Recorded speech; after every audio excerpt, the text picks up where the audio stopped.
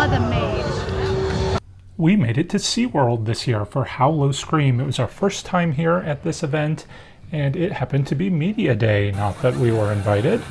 I don't know what kind of perks that might have gotten us, maybe front-of-the-line passes or something. I would have been really bitter, but there really wasn't that much of a crowd. I know these shots here at the beginning, where everybody is coming in right at the start of the event, look like there are a lot of people, but it wasn't. For about the first half hour before the event started, we were all grouped in the first scare zone. It happened to be Ashes of the Forgotten, where smoke rises, havoc reigns. Havoc is this year's sort of master of ceremonies. This is an abandoned scrapyard where these disfigured citizens worship this man. We made our way, though, into the tent next door, where a show is about to start. This is Scorchline, Deadly Rhythm, where the lost come to raise hell.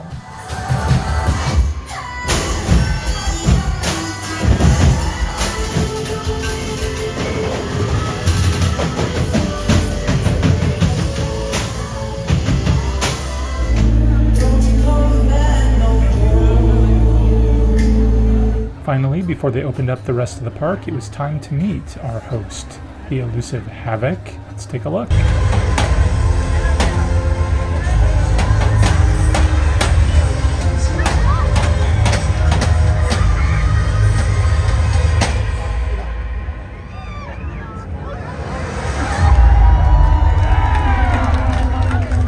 We are going to see him a few times throughout the park. Let's go ahead and step on through our next scare zone, Bloodlight District. Here we're going to find vampires on the prowl, luring victims with irresistible charm and a thirst that can't be quenched.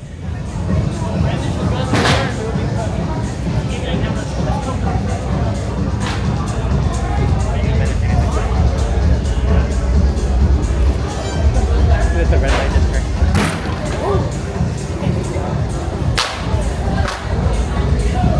Well, this is a fun scare zone.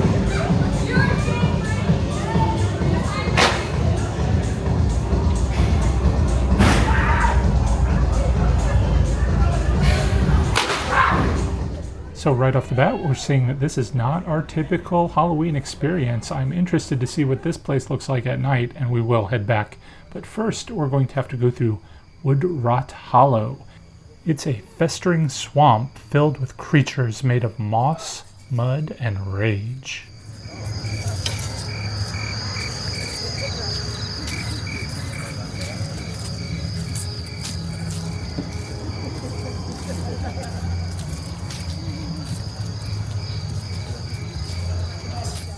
I do think this scare zone as well probably is a bit scarier at night.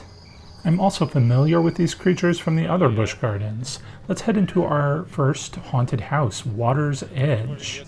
The line here, not too long. I think Express Pass would have been completely wasted. This haunted house is based on a wellness center that once promised serenity and rejuvenation, but today stands as a chilling reminder of a past shrouded in mystery and dark secrets.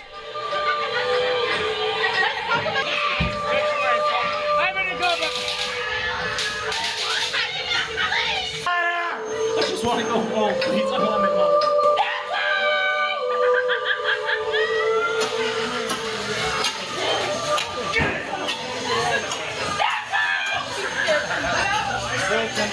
Open your mind. We'll help you find your slot right this way, right this way. Continue on. My perfect score. Look at the family. Why are you there?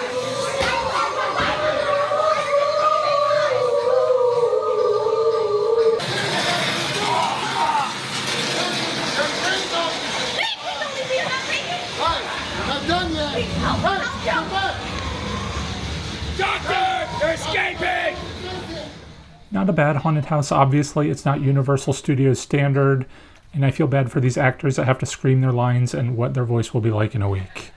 Let's go ahead and check out the next haunted house, Farm 51, where we're stumbling upon a crumbling farmhouse deep in the backwoods. The silence feels wrong. And to make a long story short, too late, there are aliens.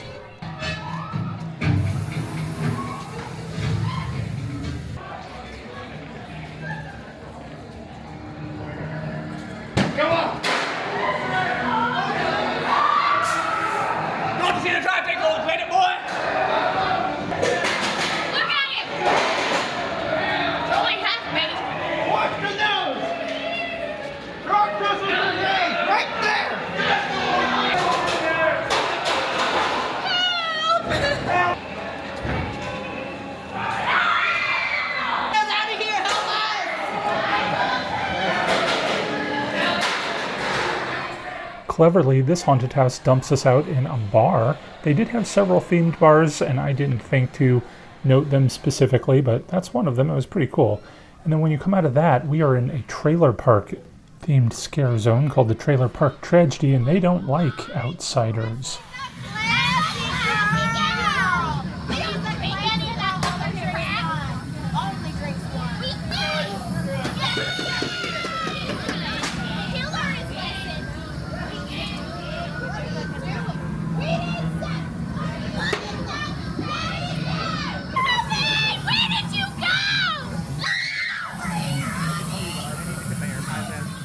Lots of screaming, not a lot of scares. Let's check out our next show called Monster Stomp, starring Jack the Ripper.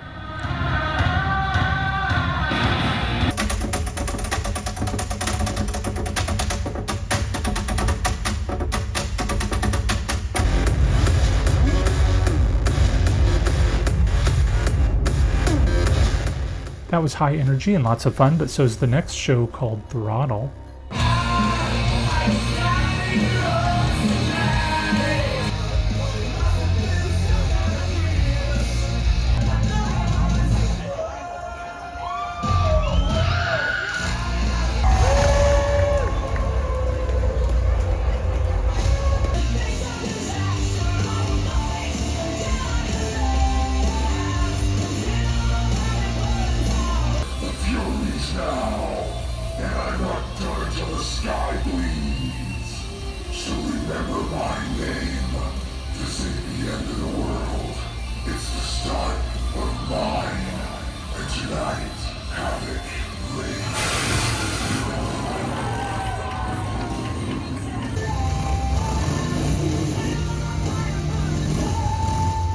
This was an impressive show. We actually went to see it twice, not just for the backup dancers either. To recover, we went to the next haunted house called Widow's Nest, which honestly the story's a little convoluted. It's a decaying Victorian orphanage, shrouded in cobwebs. Obviously there are spiders everywhere. But the story is about a renowned seamstress, once renowned, and she's now a black widow, and this is her sanctuary. Let's take a look.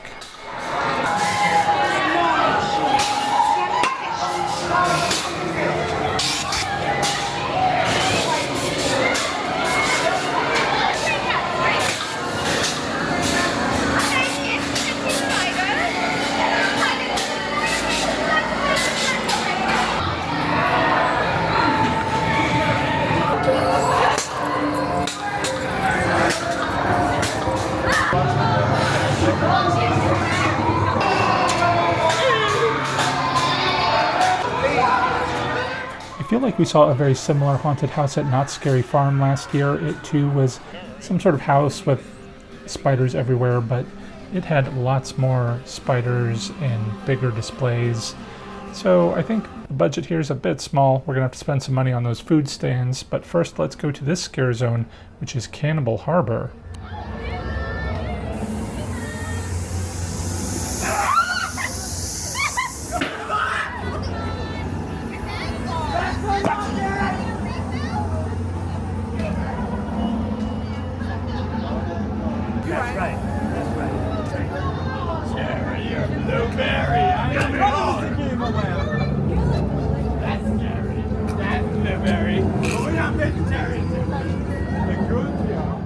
I almost feel like they should have saved the cannibals for the trailer park and maybe did pirates here. Let's go ahead and check out the Carnival. I actually love this scare zone because of all these mirrors that we're going to see. Obviously it looks like we've got some sideshows, but it's really creepy inside.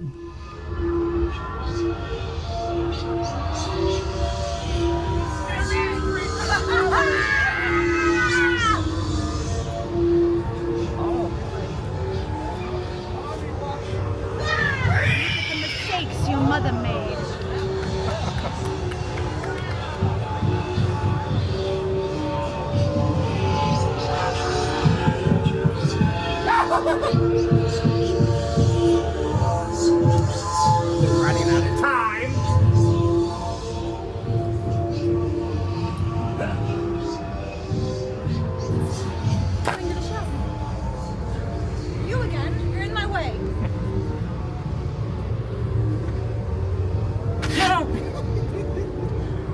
Obviously some of my favorite actors there. Now we have come across the Hellzapoppin sideshow where yet another nail is going in some guy's face.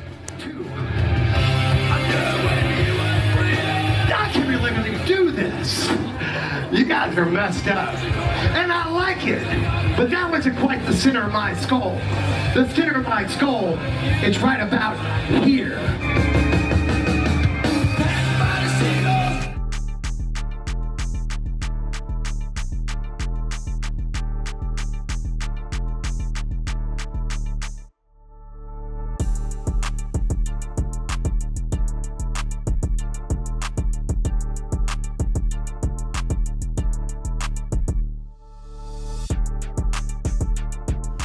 That was super disgusting, so naturally we wanted to go eat, and we found a place, of course, with burgers and fries. Tom feels that we were cheated and we were supposed to get 2 patties and only got the 1, and he won't let it go, even after getting a drink from this bar, which I'm just saying we did, but we didn't.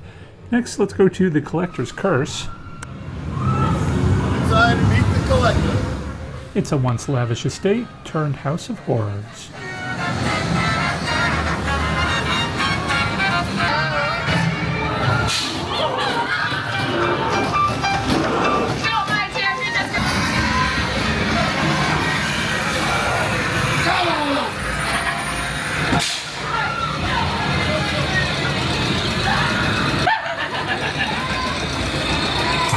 Welcome to the collection with the places. Don't waste the man of this guy's Welcome to the collection.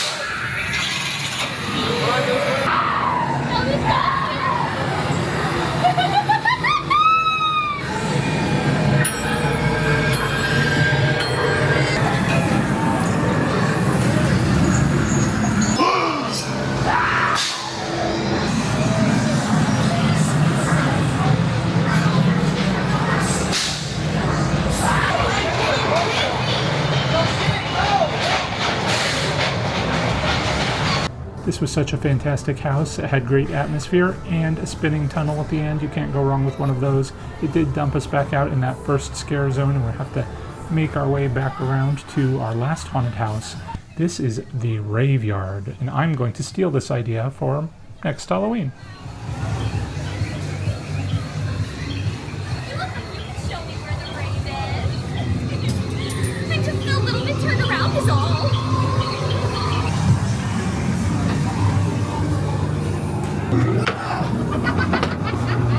Parties? I love parties. You love parties? I love parties.